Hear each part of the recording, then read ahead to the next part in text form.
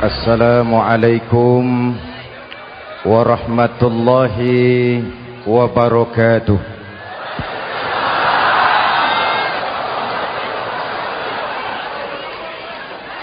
Alhamdulillahillazi anzalal Qur'an hudan linnasi wa bayyinatin minal huda wal furqan.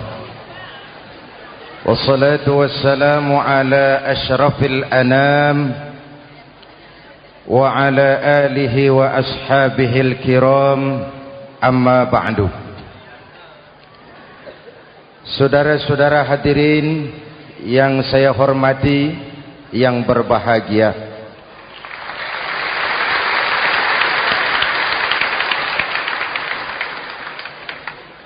kali ini dalam suasana memperingati nuzulul Quran, setiap penganut agama mempunyai kitab-kitab yang suci atau dianggap sebagai suci. Semua agama.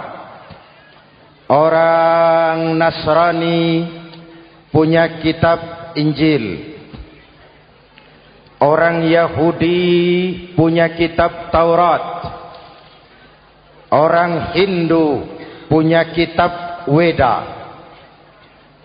Orang Buddha punya kitab Tripitaka. Pengikut Konghucu punya kitab Tao Te Ching. Orang Majusi pengikut Zoroaster punya kitab Zen Avesta. Orang kebatinan punya kitab Serat Centani, Hidayat Jati atau Darmo Gandul.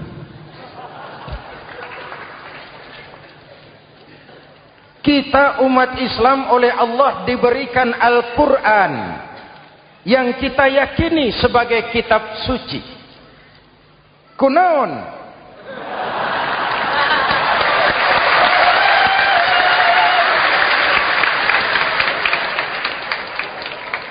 Apa kunaon itu? Kenapa sih kita yakin Quran itu kitab suci?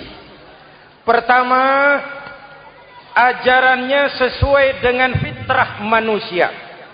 Suatu kitab dinamakan suci kalau konsep ajarannya sesuai dengan fitrah. Contoh, ini laki-laki ini seneng nggak sama perempuan? Normal. Kalau nggak seneng saya ragu-ragu. Perempuan seneng nggak sama laki-laki?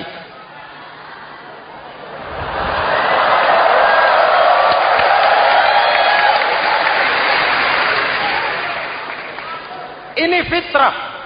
Laki-laki suka perempuan, perempuan suka laki-laki. Quran memahami itu. Hai laki-laki, kau senang dengan perempuan. Hai perempuan, kau suka dengan laki-laki. Oke, lewat sini, lewat pintu yang disebut nikah. Kalau kitab suci melarang nikah, itu bertentangan dengan fitrah manusia. Maka dalam Quran, mulai dari umat sampai ulama dan segala profesi dianjurkan nikah. Kalau kiai tidak boleh nikah, saya pilih mengundurkan diri, Pak.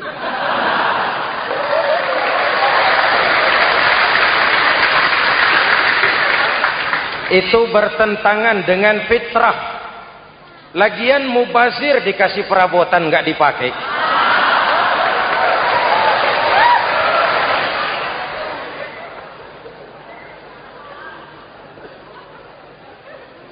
Fitrah. Contoh lagi, manusia perlu makan. Kalau ada kitab suci menyuruh puasa terus dari pagi sampai sore sampai malam sampai pagi lagi, eta teh kitab gelo.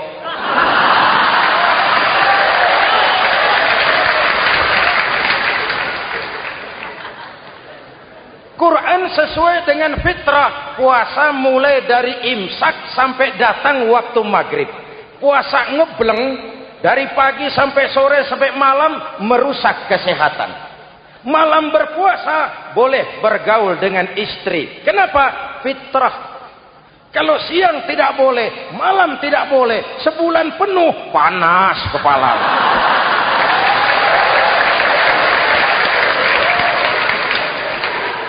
Rontok rambut.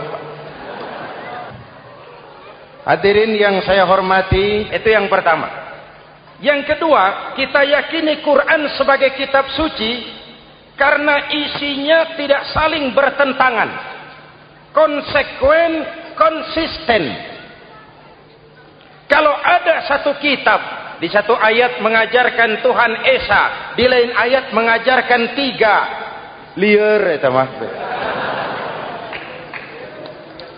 Bagaimana kitab suci isinya paradoks? Bagaimana kitab suci isinya saling bertentangan? Di ayat manapun sekali Quran berkata Allah itu Esa, selamanya Esa. Isinya tidak saling bertentangan.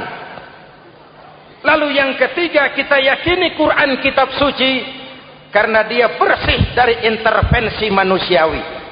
Sejak turunnya Al-Quran menantang, jikalau kamu ragu terhadap Quran yang kami turunkan kepada hamba kami Muhammad, kamu anggap itu cuma bikinan Muhammad.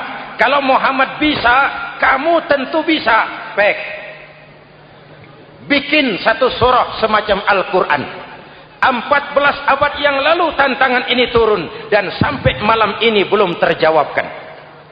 Pak, barangkali tidak ada yang mau coba. Banyak. Antara lain Musailamah Al-Kazzab. Dia mencoba membuat menandingi Al-Quran. Dia buat satu surah namanya surah Al-Fil.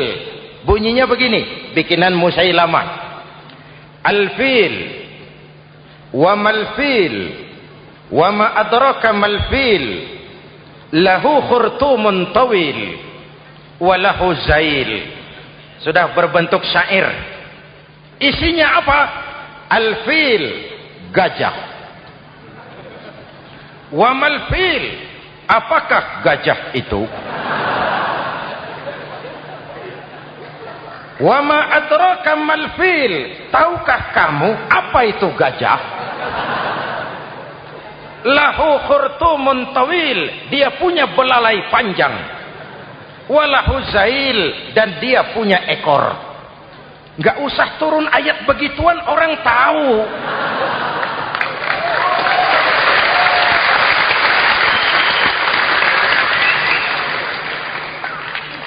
Kalau redaksi mendekati, maka isi jauh panggang dari api. Kitab suci bersih dari campur tangan manusiawi. Maka Al-Quran, ke bahasa apapun dia diterjemahkan, naskah aslinya tetap ikut. Dia boleh diterjemahkan ke bahasa Sunda, bahasa Jawa, bahasa Padang, bahasa Inggris, bahasa Jerman, bahasa Belanda, naskah aslinya tetap ada. Kenapa? Bahasa ke bahasa perbedaannya sering frontal. Kalau dari gelas menjadi gelas, eta mah caket. Dari lem menjadi lampu, itu masih serumpun. Tapi cokot Sunda dengan cokot Jawa, itu jauh bedanya. Atos Sunda dengan atos Jawa, itu jauh. Ulama Sunda sama ulama Jawa nggak pernah akur kalimat atos ini.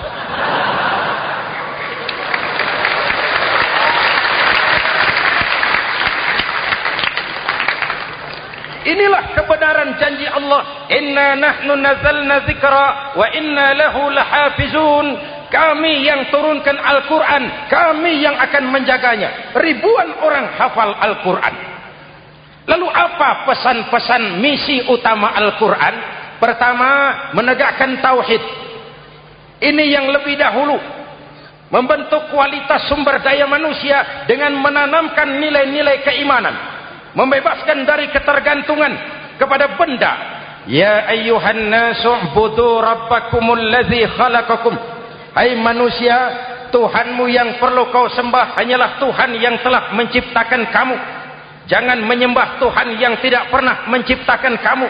Mengapa kau menyembah harta padahal dirimu lebih berharga dari harta?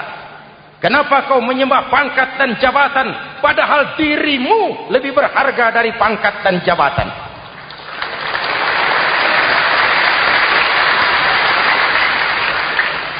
Diajak rasio berpikir, Tuhanmu yang perlu kau sembah hanyalah Tuhan yang menciptakan kamu. Dan Tuhan yang menciptakan kamu itu Tuhan yang lam yalid walam yulad, yang laisa kamislihi syai'un, dan itulah Allah Subhanahu wa taala. Ayo orang teh, ayeuna teh. Boleh pakai teh? Ayeuna teh, kita teh. Kalau kepada syirik jali, syirik yang terang-terangan, insyaallah tidak. Nyata-nyata menyembah berhala, tidak. Nyata-nyata menyembah pohon, tidak. Nyata-nyata berkeyakinan Tuhan lebih dari satu, tidak. Tapi kita sering terjebak pada syirik kecil, syirik khafi, syirik yang tersamar. Saya sejak pakai cincin ini, jangankan anak gadis, nenek-nenek ngelihat saya cincin. Jangankan anak gadis, nenek-nenek lihat saya lemes. Cincin. Ini saya sejak ada perkutut di rumah ini dagang lancar perkutut. Ini Ramadan bulan penempaan nilai-nilai keimanan. Misi utama Quran menegakkan tauhid, memerangi kemusyrikan, membebaskan manusia dari ketergantungan kepada benda. Dari situ kualitas sumber daya manusia dimulai. Saya sering mengungkapkan selama ini sistem pendidikan kita cuma mengisi otak, bukan membentuk watak. Otak diisi segala macam ilmu, tapi hati kosong, agama rapuh, akhirnya moral rendah. Muncul manusia-manusia yang pintar, cuma sayang tidak benar. Indonesia kita bangkrut, Indonesia kita terpuruk, Indonesia kita sakit sekarang ini, kan ulahnya orang-orang yang pintar tapi tidak benar.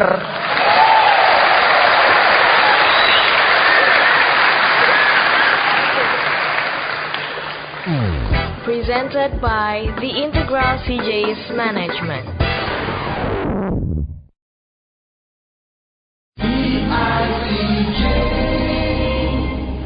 Dan kalau saya bicara kayak begini, ini bukan pidato politik, ini nurani. Politik naon kadut.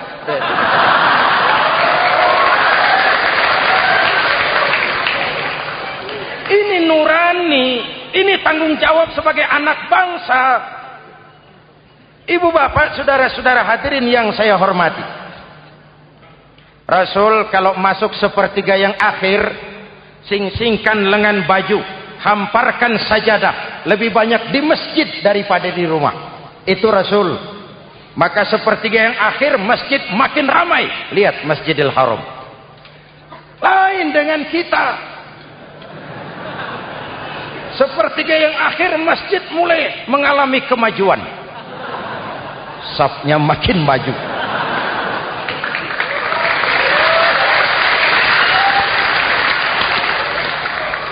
Pasar ramai, terminal beludak. Padahal sepertiga yang akhir itu puncak. Padahal di situ nilai tambah. Dan anggap ini Ramadan terakhir yang diberikan Allah kepada kita. Kenapa? Memang tidak ada jaminan tahun depan ketemu Ramadan lagi.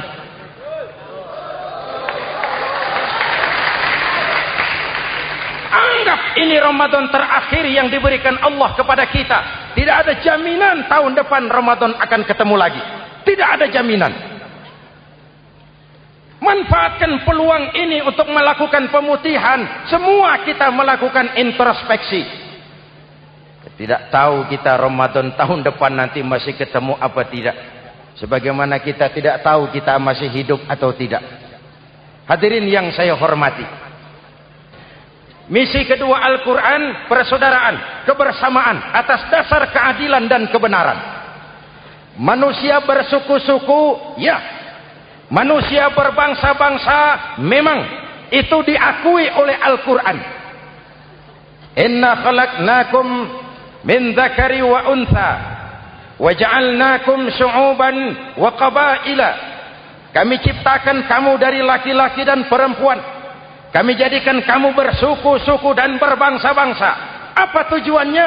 Agar kamu saling mengenal satu dengan yang lain.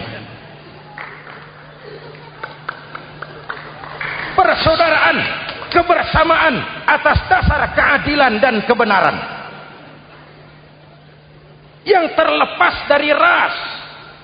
Dari manapun orang datang, apapun warna kulitnya, dari suku apapun ia dilahirkan, kalau akidahnya sama, itu kan saudara kita.